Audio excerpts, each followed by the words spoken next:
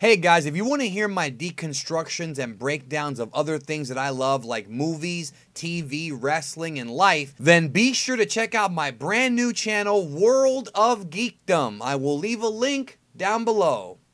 Oh boy, this is the one that we've been waiting for what, like a month? Some of us a little bit more. Dragon Ball Super, episode 93, featuring not just the return of the Emperor himself, the Emperor of the universe, but also a surprise twist from the Universe 6 characters in the Tournament of Power. So let's get to this episode. I've been waiting for so long to see this one.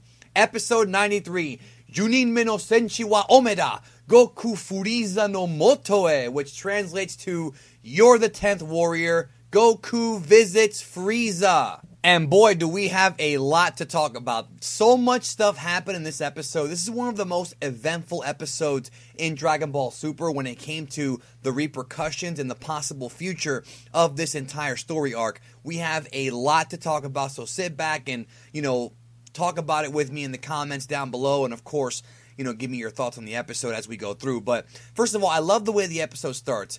It starts with, like, Krillin and all those guys.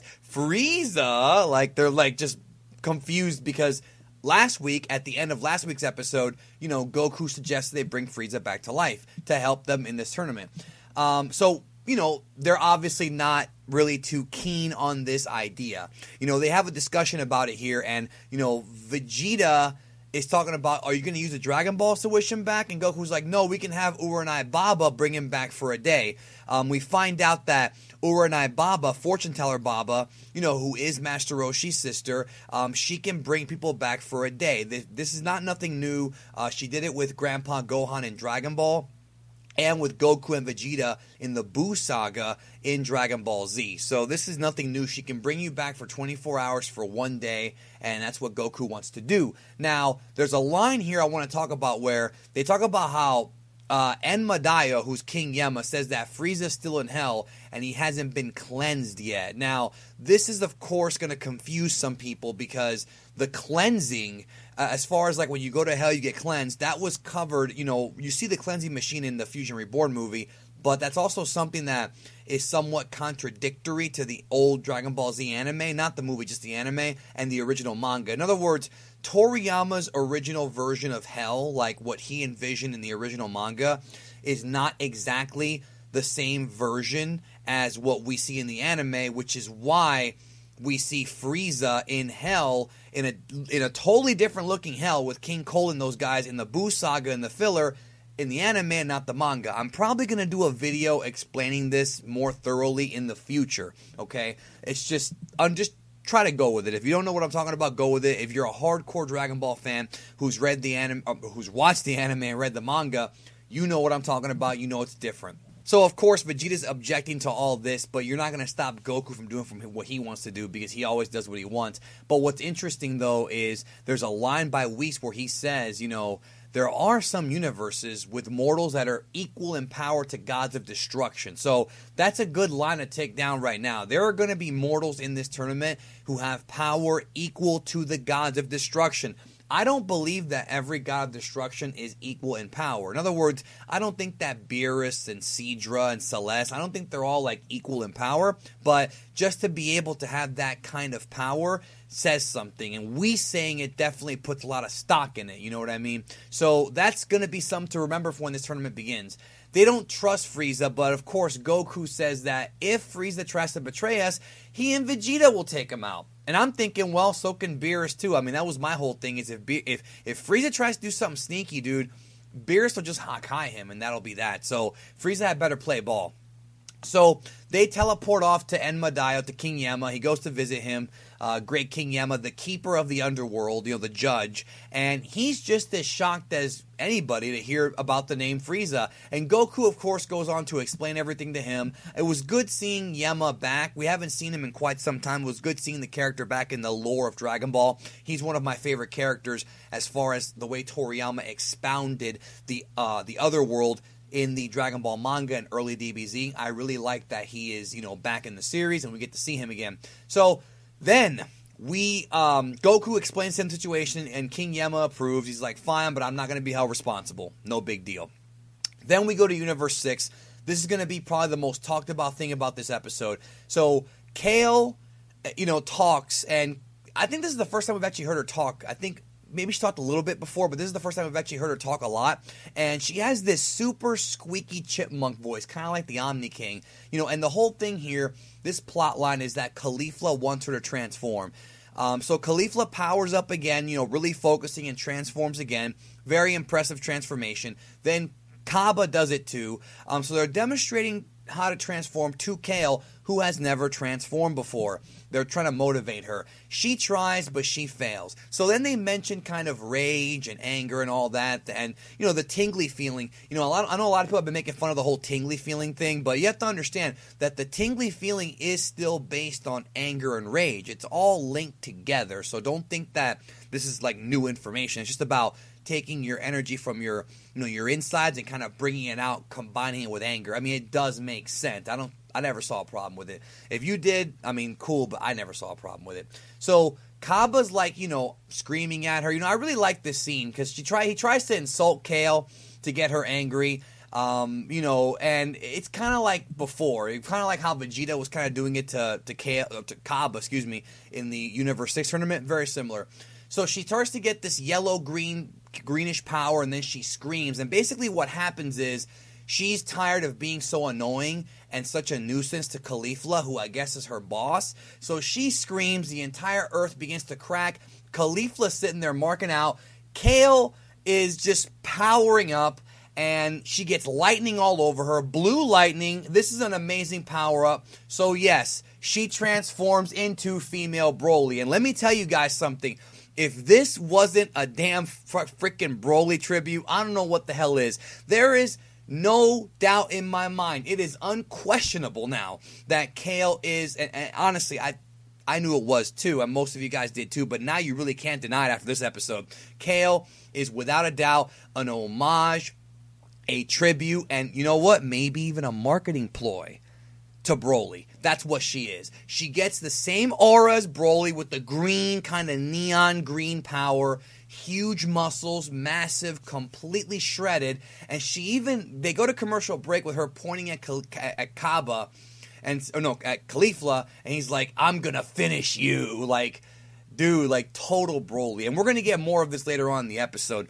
So we go to Universe 4 with Kitella, who's a pun on tequila. That's the god of destruction, the little rat guy. And he's there with Cognac, the angel. And they're talking about, Beerus must be desperate for warriors if they're going to go after a dead one.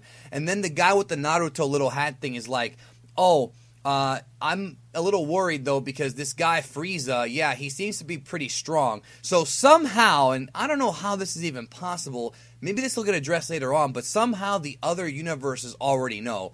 How in the hell do the other universes already know that Frieza's being brought back? Like, how did they get word of this? Is it something that is it GodTube? Do they have some kind of link with, the angels, and maybe Whis told them? How did they already know? That's going to be a puzzling thing for me. I really wish I knew. So we go down to Hell, and then we have a really cool Easter egg here because Goku gets dropped off in Hell by the same Oni demon who drove him on Snake Way back in early DBZ. I love this Easter egg. If you remember back in early Dragon Ball Z when he's going across Snake Way, otherwise known as Serpentine Road, he's being driven for a big distance, and he falls a big distance by this this demon with a suit, a business suit, like a nerd. It's the same guy. I love that. So Goku meets Frieza, and interestingly enough, there are no animals or fairies to be found anywhere. So I guess they're not torturing him at this moment. Maybe they're off or something.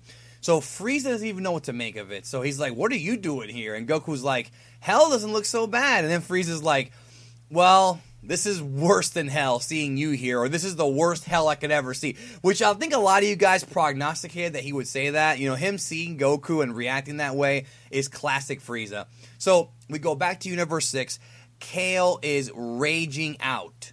Caulifla's enjoying this. She's smiling. Kale massacres Kaba into a mountain, and Caulifla's so happy. Caulifla and Kaba are both flabbergasted, but one is super scared, and the other one is happy that this is happening. So Kale and Kaba are duking it out, And not only is she strong, but she's also very, very fast. She fires the Ki Blast and sends Cabba into a mountain. Fires a green Ki Blast, legit like Broly. She pretty much is Girl Broly. I mean, there's not even a... That's what she is, bro. That's what she is. So she fires the green blast, just like how the little ball green blast like Broly does. And then suddenly Caulifla appears with blue lightning and blocks the shot. This is, of course, a reference to her being Super Saiyan 2. Now, the thing about it is we only see Caulifla with the blue lightning blocking the shot for like a second. There's no actual like thorough explanation about how she got this form or where it really came from, or if it's even the same Super Saiyan 2 as Universe 7. You gotta think about that, guys. This might not really be Super Saiyan 2, the Caulifla form, or the Kale form. The Kale form is supposed to be their version of Legendary Super Saiyan, but it could be something unique to Universe 6. It could be something that's similar, but different. We don't know yet, but one thing I'll tell you, because I give you the correct information, is that she does have blue lightning and looks like SS2. So the whole thing here is that apparently Kale is upset because she thinks that Caulifla has the feelings or has feelings for Cabba. So Kale calms down and, she literally flies off and then faints. And I love this so very much. Her power goes down. So Kale apparently does have a crush on Cabba. So the love triangle thing may actually be true. I talked about it in one of my previews a few weeks ago, how a lot of you guys were talking about how it could be possible there's a love triangle storyline going to happen with Caulifla, Kale, and Cabba. And I thought that would be so funny. And guess what? They actually might go in that direction. I can't even believe it. Or maybe, if you want to make things really interesting, what if Kale has a crush on Caulifla?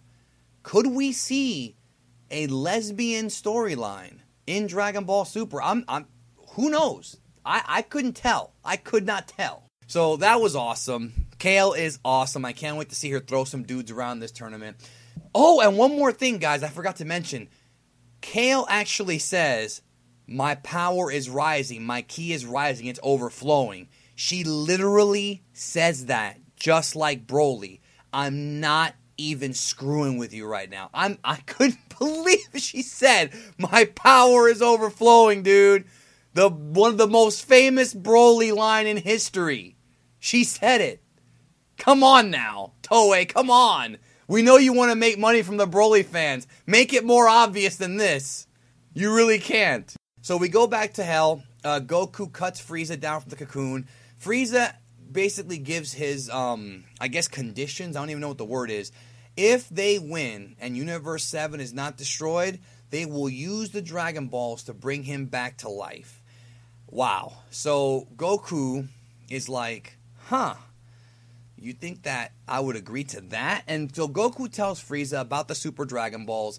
Frieza says, there's no need for that. Just give me the Earth Dragon Balls and bring me back to life. Frieza is, of course, very upset to hear that you can't kill people in the tournament. So I thought that was pretty interesting. And we do see Frieza power up into Golden Frieza. We do see Golden Frieza here. They played very similar, if not the same music as Resurrection F. I don't remember exactly, but it sounded like the same music. So that was cool.